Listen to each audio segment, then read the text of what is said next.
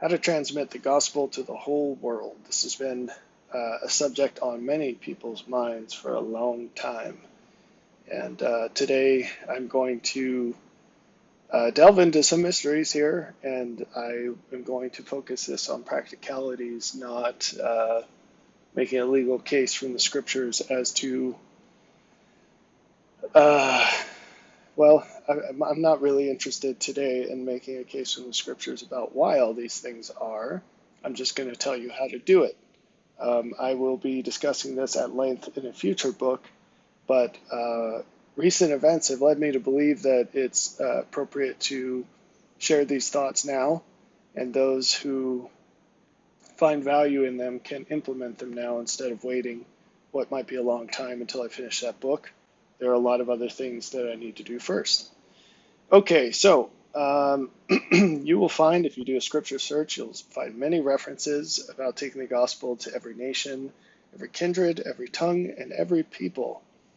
And the way that this has been attempted in the past is not correct, and that's why it's ineffective and has not worked. A lot of our preconceived notions about what these things mean are wrong. I'm not going to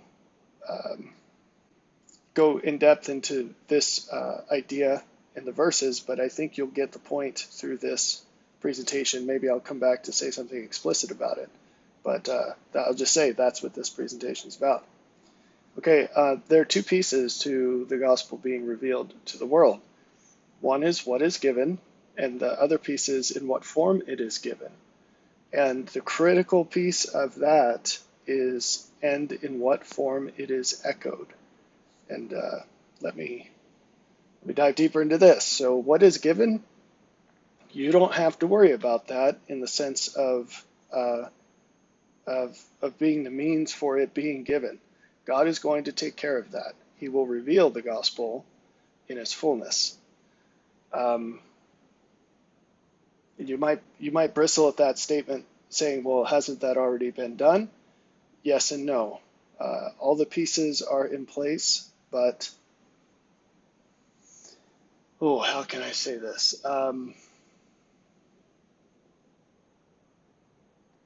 Imagine a very big jigsaw puzzle, and all the pieces are in the box, and the box is sitting there on the table, but it has not yet been put together. And the completion of that puzzle produces a picture that is shareable and does what it's meant to do. But the pieces, when separate, cannot do that. And just having a few of the pieces put together, that has a benefit, but it is a limited benefit, as we see in the world today with the lack of power in the gospel and how it's preached and how it's lived. So anyway, point is, God's going to take care of that. You don't have to worry about it. You have to worry about recognizing it as it happens, but you don't have to be the instrument of receipt. God will take care of that. Well, what I mean is you're not the one who's going to put the puzzle pieces together, but you are responsible for receiving the picture once it's put together. But we don't have to get into that. That's not the point of this. The point is the second bullet, which is in what form it is given. This is your problem, okay? So your role in all of this is to do everything you can to facilitate the transmission of more information to more people. So that's that, in what form it is echoed, and that's what we're going to talk about here. So you might say, well, if the fullness is not yet revealed, what's the point? It's not time. Nope, you're wrong, and let me tell you why. If God revealed it all right now, what would happen is the end of the world would happen, and it wouldn't do anyone any good. Why is that? Well, there are consequences that accompany every level and piece of truth. So it's impossible for God to reveal something without increasing the consequences that are in play because of it. So every time he gives something good, it's only good if it's used for good. And for those who don't receive it and don't use it properly for its purpose, it leads to poorer outcomes. And so everything's a two-edged sword. And Jesus said that you're sanctified through the word. I believe that's in John 17. But we're also judged by the word. So every single thing God reveals, it clarifies and increases the standard by which we're judged. And also, so you're accountable for what you know, right? So the more you know, the more is expected of you. Where much is given, much is expected. By the word, you're blessed. So you receive blessings through living the law, commandments. So the more instructions you receive from God, the greater the blessings you can obtain, because those instructions, they're treasure maps, and the treasure is the blessing, and they show you the way. If you follow that, you'll be blessed. But also, once you have the treasure map, if you don't follow the way, it's not just that you don't get the treasure. So you don't stay neutral. There's no neutrality in this. If you don't follow something once it's been revealed, you have to be punished. That's just the way it goes. It's all part of God's justice. And if it weren't that way, he'd cease to be God.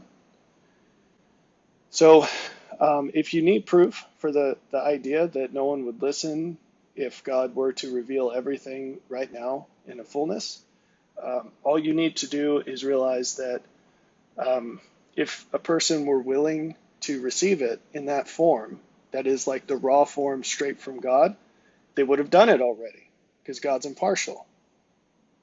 So this is how the jigsaw puzzle's put together. If you haven't put it together yet, it means that you wouldn't receive it in its put together state. That's a funny thing, but it's true.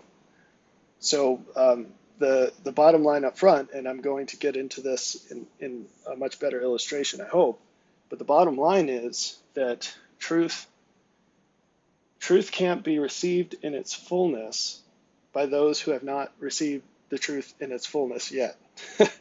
And that seems like a catch-22, but it's not. What it implies is that there is an extremely important role for people in all of this, that we are needed to facilitate the transmission of truth to lower and lower levels.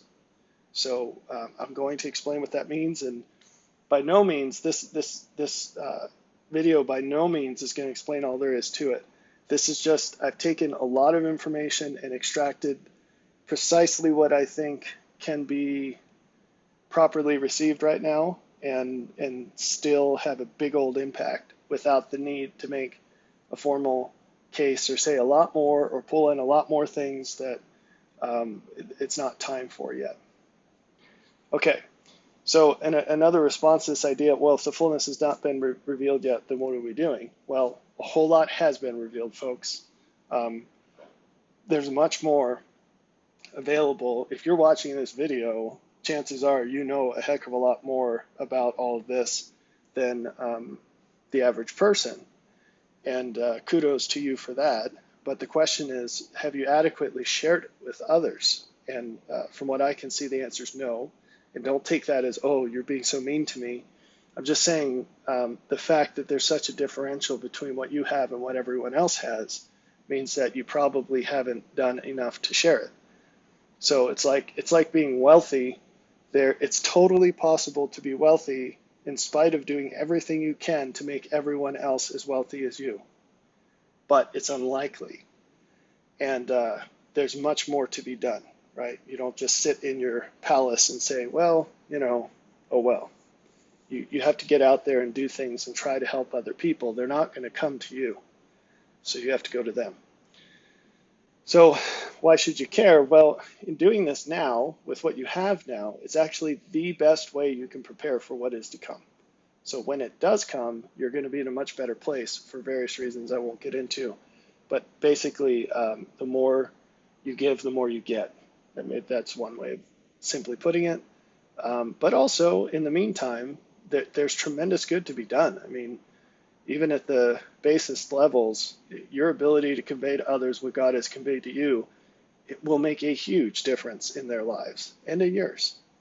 So I want to give you some keys to understand this, which will open the door to many actions that you can do that you're not doing presently. And they're not scary, hard things. That's the beauty of this. This is actually a really simple teaching. Okay, so let's get into understanding some dynamics of this, which are essential to sort of get the picture. So I've spoken before about this phrase, windows of truth. I think I coined it, I don't know, but when I think about ideas, I put labels on them to help organize my thoughts, and it's kind of a hierarchical thing. And that's why in my books I have chapters, I have sections, I have chapters, and I have headings. And that's the way I organize these thoughts. So windows of truth is like a heading here. And I've talked about this before, and there are a lot of pictures you can draw, and they're really, really powerful. They help people understand this, but for the purposes of this presentation, let's just limit it to this slice. Everyone is limited in what they're willing to receive. There are off-limits topics that people have, like I'm not willing to consider the church that I go to not being the best church that I could go to, or not going at all, for example, or things that they believe are commandments from God, and no one is ever going to persuade them otherwise, even God himself. So an angel, Gabriel himself, could plop out of heaven, and they'd say, no, I'm sorry, you're wrong. You must be from the devil, because this is a commandment, and I'm not going to change my mind.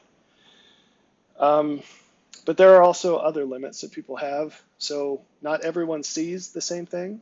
Not everyone values the same things, and they don't value them equally.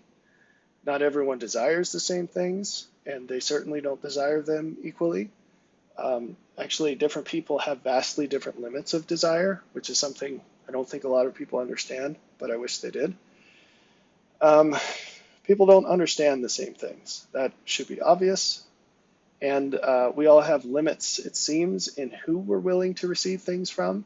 So it's very rare to encounter someone who's willing to learn a profound truth from a little child, or from someone they regard as less intelligent than them, or from someone from a different religious background, or someone about whom someone could say bad things, or someone who holds some belief that it turns out is false, like truthfully is false, and they're not willing to receive truth from them, even if it's right, and on and on and on. So we have a lot of limits, a lot of constraints. And I call these windows of truth because it's an access point to something greater. And the limits, it's like reducing the width and height of that portal. So that access point to something bigger. So anything that comes through has to go through that smaller hole.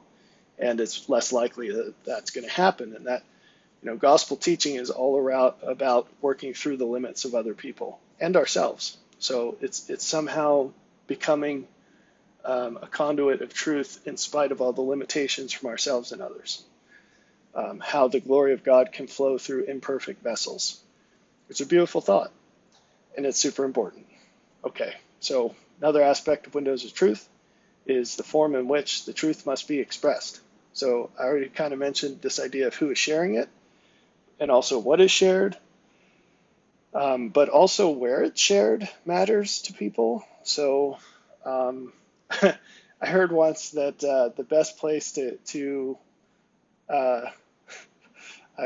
I probably shouldn't have said this, but now I set it up, so I've got to go with it. But the best place to pick up ladies is at a wedding, because single women at weddings are like in this party mode, and it's the best place to get numbers and get follow-up dates and whatnot. So that's a pickup artist would tell you that, because they're in the mindset. But if you go looking for dates at a grocery store, you're just gonna get a lot of angry ladies who are there to conduct business and not to have fun. And so people have this mindset question. It's the same with the gospel. Like you probably wouldn't go to a wedding to preach the gospel, right? Because that's not what people are thinking about. Or the grocery store, or anywhere else probably, actually, turns out. No, but people have very, very limited windows on where they're looking for truth. And so if they happen to be reading something looking for truth, they'll accept it if that's the mindset they're in. They'll be more willing to consider it, at least. But how often does that happen? So anyway, for reasons we'll get into in a minute, you really have to think about this, because one of your jobs is to take truth to where it wouldn't otherwise be found. And then finally, content. People have huge barriers on what they perceive to be the tone in which something is expressed, the reasons given to support the belief, and so on. There are a lot of automated triggers in people, and when you cross that line, they will refuse to consider the truthfulness of your message, no matter how true it might be. The scripture comes to mind where people were getting upset with Jesus, and now I'm trying to remember. He says something like, "Have I lied in what I've said? And if not, then why are you judging me?" And because he had a big tone problem according to the people.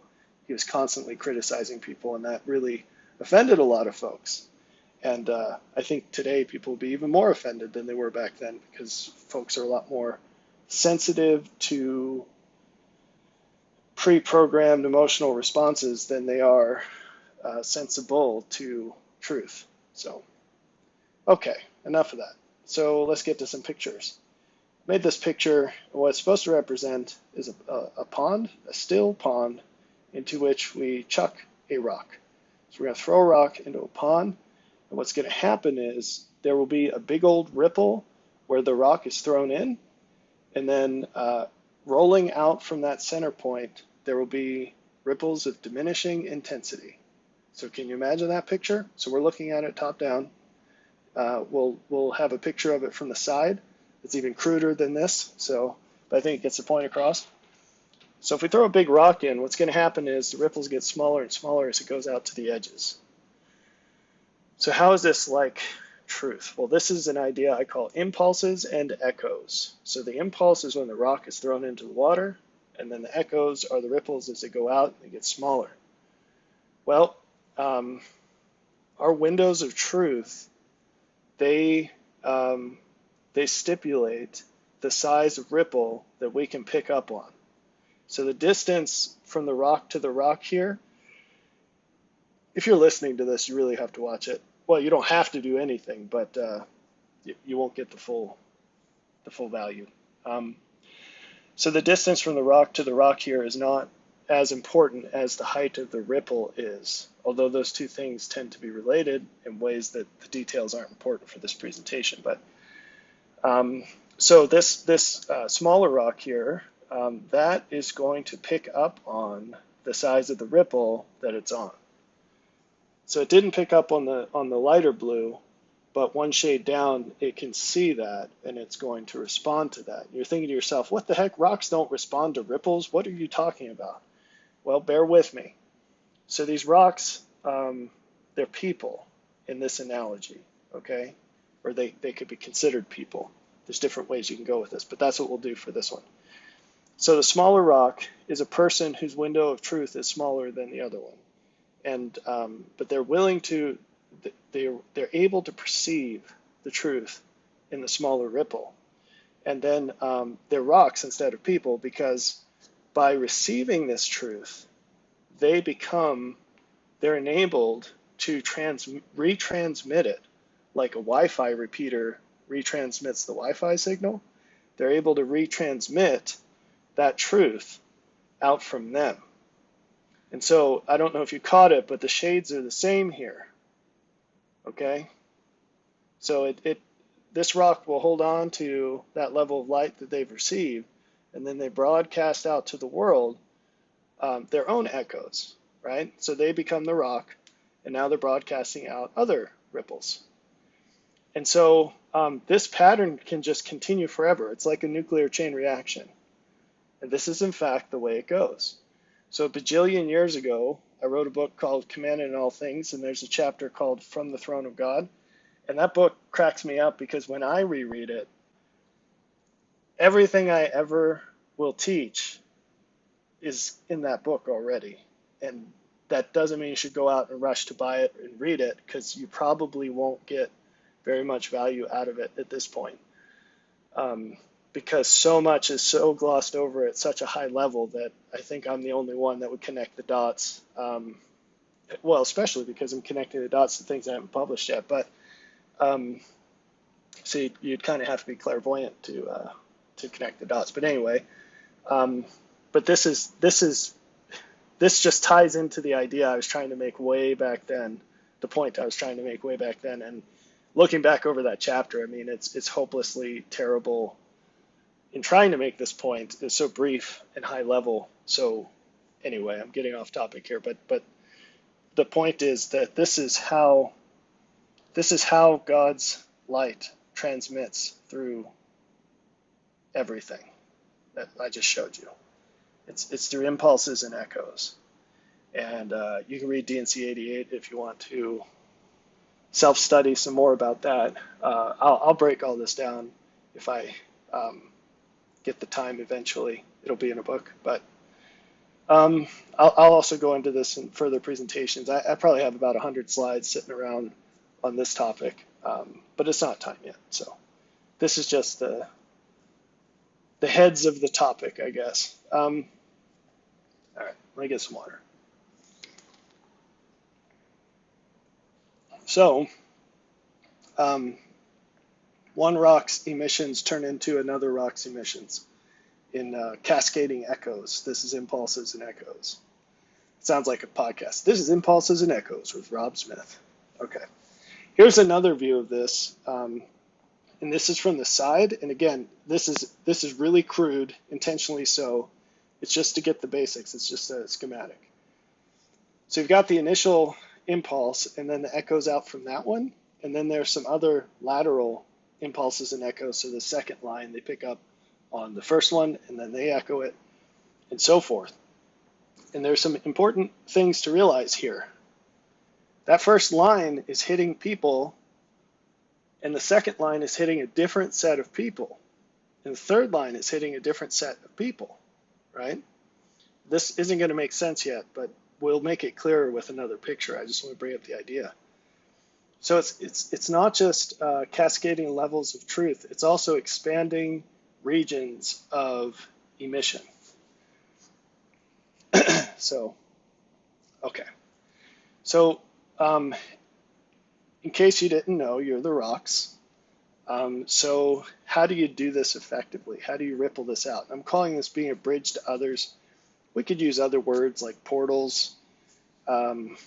Anyway, you're just a link in the chain. That's the idea. Not just. It's a high and holy calling, but that's the role is to be a link in the chain. Okay, so how do you do this? The first and most important thing you can do is forget everything you think you know about how this works. Because if you go to any church and you listen to what they say about preaching the gospel, and you do those things, you're going to get the same exact results they get. In other words, jack diddly squat. Nothing is going to happen. The people who end up in that building will be probably the people who were going to end up there anyway. And honestly, a lot of them will be there for the wrong reasons. It just won't be a very fruitful situation. The good news is that these things are not hard. I'm not about to tell you that you have to do crazy things. It's actually super simple. It's the missing piece is just information. I mean, there's action missing, but the action's super easy. It's just the action hasn't happened because the information's not there. And maybe you're already connecting a lot of dots through the impulses and echoes analogy, but we're going to make it explicit. Okay, so the old way of doing this is you spend time reading scriptures, or you go to church and hear somebody say something. And then you go to other people and you regurgitate it, probably poorly, because that's what we all do, right? So that doesn't work. And there are reasons for that I'll explain in a second. I have a picture for that. But there's a better way, and that better way is to be a transformer, right? So you need to transform the message into a message that's more readily receivable and also perceivable to the people who did not already receive it the same way you did, right? So if you have something, you have it because you got it in some way. The question you need to ask yourself is, why didn't these other people get it in the same way? Because the answer is probably not today that they didn't have access to it, because we are drowning in access to information. So it could be like let's disconnect from the gospel for a second and just zoom out. We're talking about any old valuable piece of information. Maybe you're a person whose life circumstances mean it's easy to spend a lot of time on YouTube. Let's just throw that out there. And maybe you come across some video that's like a 2-minute video. It's not going to be a huge risk for someone to spend that time watching it, on how to, I don't know, let's say how to do your taxes in a way that you'll save 30% on taxes. And I'm just using that because it's a quantifiable value. If you go around telling people, your friends and family, and maybe even just random people you meet at the grocery store or at a wedding, hey, I found this way, I saw this 2-minute video on YouTube on how to save 30%, I forget if I said 20% or 30% on your taxes. They'll probably want to see that, right? If they pay taxes, they'll probably say, wow, I know exactly what that would be worth to me. And 2 minutes of time isn't a lot. And this person I trust is suggesting I do it, so maybe I'll go do that. So that's a case of I didn't know where to find it, right? Most gospel topics are not I didn't know where to find it. That's not the disconnect, okay? And I'm not talking about the stuff that is yet to be revealed, because obviously you can't find that. What I'm talking about is the stuff that's already out there and it's just not used. It's not believed. It's not lived. So the failure point here is not access. It's format. So you need to transform the message into something that it's conveyed in a language that your audience already understands. I've talked about jargon before, but words matter. And just because you find value in the scriptures doesn't mean some random person on the street who doesn't read them is going to find value in the scriptures.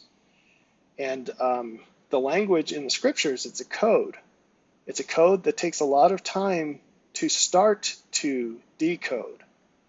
And I have yet to meet anyone, myself included, who can read the language of Scripture and instantly extract from it all the value that lies in it. It is massively rich. Okay, so, and I've been studying Scriptures for 20 years, and I spend a lot of my time outside of that solving puzzles, basically, writing code and debugging code and simplifying extremely complex things. That's sort of my life, and that's been my life. So for someone on the street who doesn't do any of those things, to just bust out a phrase from the scriptures and expect them to understand or value that is quite foolish. Okay, and people go around thinking, well, God will just make it valuable to them. All right, I mean, if you apply that same logic to every aspect of your life, you'd probably live a lot differently than you do. So I don't think even you believe that. That's not an insult in terms of suggesting you're not living according to the way God wants you to. I'm saying that it's divergent from all of your observations and actions and beliefs. It's a nonsense thing to say. You have to transform the message into reasons that your audience already believes. So, okay, let me just go back to that. So, language. So the take home from this is, why would you introduce yet another thing they're going to have to understand and believe in order to understand and believe the thing you're offering to them? Does that make sense? So the point of teaching is you're trying to help people perceive and believe and move towards outcomes that they didn't perceive, believe, or move towards before, right? So why would you make your job harder by conveying everything you have to convey in terms that are really hard to understand for them? Because then you're just adding to the stack of things that they have to grapple with in order for you to be successful. So the next point is similar to that. So reasons your audience already believes. So you're going to preach the gospel in terms they already understand. And you're going to give them reasons that focus on things they already believe. The more you have to convince them to believe, the less likely they are to believe the whole thing. So leave the things that are hard to believe, reserve those for the things that can't be avoided, right? Make it as easy as you can for them. And then also focus on the value your audience already recognizes and desires. So I had a conversation with a longtime acquaintance the other day who's an amazing art teacher. And he was sharing with me how he struggled a lot with math and English in school. And we went to school together. So I remember that. And he said he wishes that his teachers could have encouraged him to learn or at least see the value of math and English in terms of art, which is what he was passionate about. He was always passionate about art. He's an amazing artist. And he said he didn't learn English and math until on his own he put it into the context of art. And this is a good teacher does this. Doesn't matter what you're teaching. I did this with computer science, which is notoriously missing in computer science classes. You don't get the context of why what you're doing matters until usually your third year of college. And by that time, anyone who wasn't naturally interested in it has winnowed away. And I had tremendous success in this, in putting the context up front in terms of what they already valued.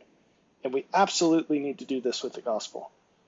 So you need to find out what challenges your audience perceives, what things they believe, what language is a huge topic. It's not just words, although that's the biggest part maybe. It's life experiences and situations, problems, solutions, just what they've experienced, what they're fluent in. Anyway, so the bottom line here is that you are not sharing words. You're sharing ideas, not words. Words are variable. They're just a means to an end. The end is the idea, not the word, not the set of words. So the problem is, well, I'll hold that off for next. I have a picture coming here. Well, let's just jump to it. Ideas, not words. So in this picture, the little guy in the top left, he's preaching the gospel. He's saying A, B, C, D. He's quoting scriptures. He's using jargon, whatever. And there's someone here that listens to him just directly below. And that person, let's say it's you. And that person repeats the message in the same form that they've been given it.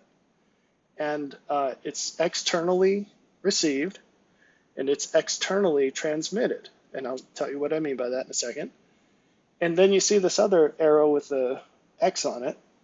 So the original person was unsuccessful in reaching this person to the right.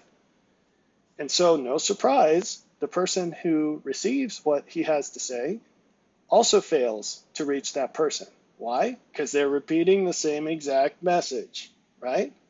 Why would that person receive the same thing from one person and not from the other? It's not going to happen. So, changed up the word here, sorry. It should be a bridge. So, if the message is internalized by the first recipient, that first recipient is not limited to just echoing the same exact words they received. Echoing. Remember the picture? You can't just emit the same ripple that you received. Why? Because you'll only reach people who don't have it just because they don't have access to it. Now, those people exist, but they're rare. The much more common missing link is that the message was never internalized, and therefore it can't be transmitted in a different way. You get it? So let's go back to the slides we skipped here. Your task isn't to ask yourself, in what ways can I repeat the same exact thing I was told? Your task is, given everything you know, and this doesn't just include what some random person told you. It includes everything you know. And specifically, because we're talking about the gospel, it's everything you know about God.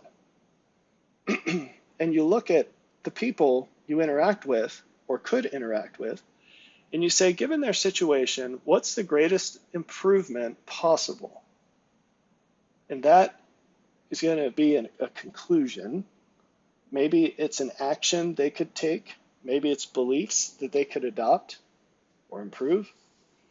But whatever that improvement is, then you ask yourself, what is the very next step they could take towards that goal? And then, and that's a question of, that's the second bullet here, that's going to enumerate specific actions you can take to help them see that potential improvement, to help them believe that potential improvement. And this particular slide, if you wanted a reference, you can go read Through Faith. And we discussed this, I discussed this in terms of the individual, but it's equally applicable to any other person. So it'll make you a much better teacher. And then you take those actions, and that's it. So to most effectively do this, it's not just about finding more truth, which is good. It's also about living more of what you know. Why?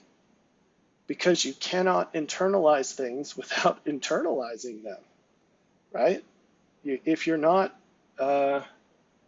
it's hard to share things beyond what you've become. You can regurgitate things beyond what you've become. So, and that will have a positive effect, but you're not going to get the kind of reach that you could.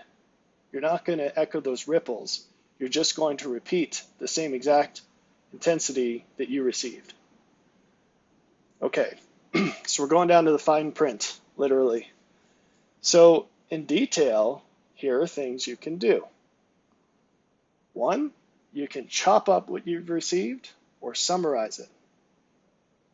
The fact is that very few people will read books today, and you are not going to change that. If your prerequisite to be an effective carrier of truth is to first convert people to be book readers, you've already failed. Because the only people you're going to reach are people that could have read the same book you did, right? And that's great, but it's really not going to change the world. You might change a few people's lives, but you're not going to change the world that way. So you can chop it up, or you can summarize it. And by the way, just to be totally clear, the intent here is not to reproduce the same effect that it had on you. Obviously, so sometimes it is possible to chop something up and summarize it and convey the same takeaway to another person as you received from doing much more, reading more or whatever. But that's unusual.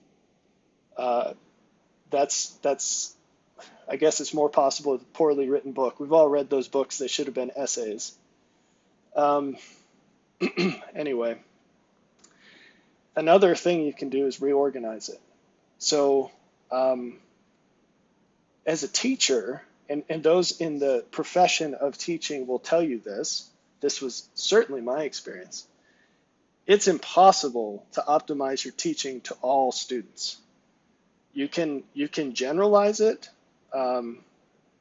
but that will,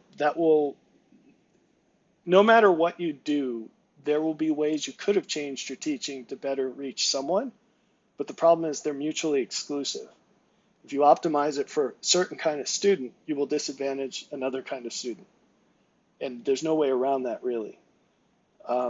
So in gospel teaching, the way around that is through volume of people who are transforming the message, as I'm explaining here.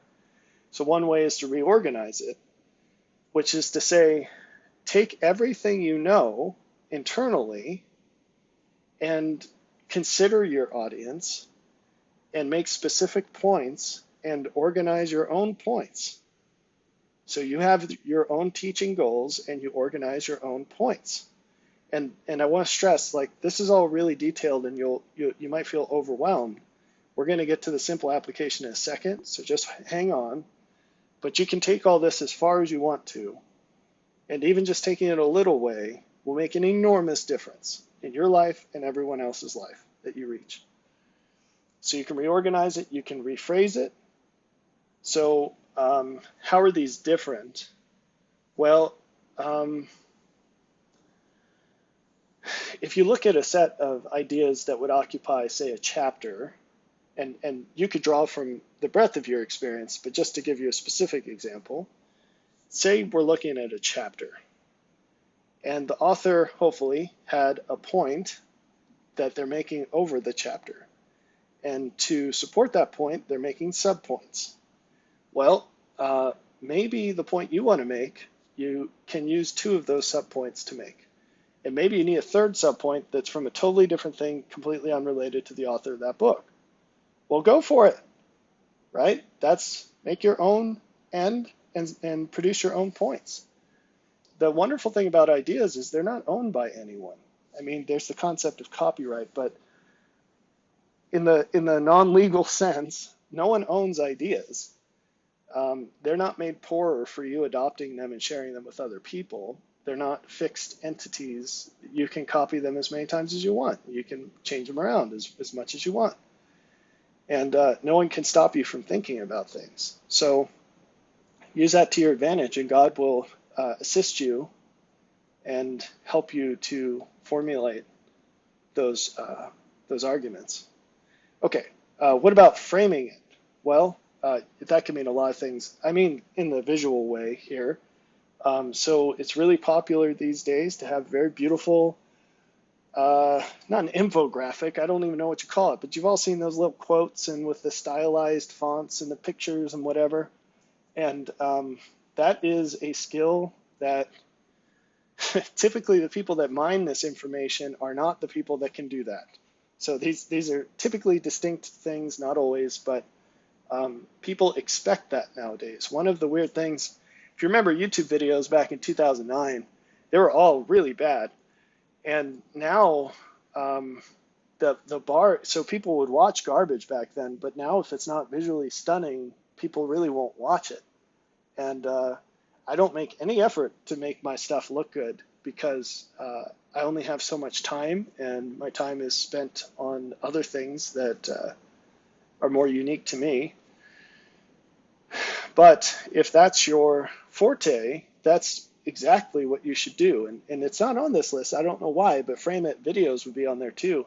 If that's your talent in life, a talent you've developed in life, then use it, because the people producing the information and bring it to you, maybe they don't have that talent. So you can be massively helpful by reframing it. And again, you don't just have to repeat what you were told, although you could. That's very straightforward. You know, you can put it into your own words. You could redesign it however you want, and that's a beautiful thing. And then finally, take it to new environments. So this is the people that didn't have access before, but it's a little richer than that, because maybe the limitation is more of the windows of truth limitation, where they wouldn't hear it from that person, but they'll hear it from you.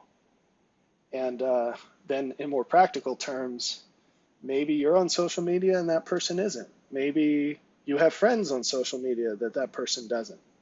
And then face-to-face is always a big deal as well. You have access to folks with whom you already have relationships, and you can use those relationships to help those people that you know to be more aware of and more willing to receive improvement. Okay, so that's all real detailed, but it can be super simple, folks. All you have to do is copy and paste quotes. Like, if that's all you do because of watching this video, the world is going to be a better place. The fact is that almost no one searches for things. You have to put it in their face. And so this is massively valuable. And I've said a bunch of times, writing Amazon reviews helps as well for books. People do look at those. It matters. It adds credibility to a message. And so if 10,000 people have read a book, but only 6 have written a review, the average person is going to look at the fact that only 6 people have written reviews and assume only 6 people have read the book. And so that's something to consider. Again, copy pasting quotes, even writing an Amazon review, it takes a minute. It's not a big deal. And yet it has massively outsized results. Okay, and then if you go a step up in time commitment, making those beautiful social media posts and things that for the people who are good at that, they can whip those things out. Um, and that can have a massively outsized result because you share that once, and maybe the people you share it with 5 people, and then all of a sudden maybe 50,000 people have seen that, zero of which would have seen it before. Um, and then finally, a more consuming but still outsized result would be to make videos. And I mentioned that before. And these are the kinds of things we need to see. This is about the guerrilla gospel. This is taking things and under the guidance of the Spirit, doing what you can do, given your talents and resources, to make the things you believe more available to others. And I want to stress that this isn't about just parroting something someone said. This is about what has God taught you? Go teach it to others. That's what this is about. Okay, what's not so effective? Everything I do. Okay, so making bad YouTube videos, writing books, and writing blogs. Blogs are pretty outdated. Even Facebook's kind of going by the wayside, but blogs is like before that. And you're not going to reach younger people with this. And that's really where the future is. But beyond that, the fact is, if someone's willing to read books or blogs, only go down that road if you have something unique to say, which you might. I'm not saying you don't, but if you don't, then why not just give them a copy of a book or a blog that already exists? A blog post, I mean. So I don't know why, but that's people, they imitate rather than innovate. And when you're imitating and you're just reproducing what's already there in the same format, it already exists, I'm not sure what you're doing, right? What value are you adding? But you are spending a whole lot of time. I mean, it just doesn't make sense. So anyway, I've seen innovative books and blogs, but most books and blogs are neither when it comes to gospel topics. So anyway, do what's most effective given your situation. So that's the last slide I have, and I hope this has been helpful to suggest some ideas to you on how you can take part in spreading the gospel to the world.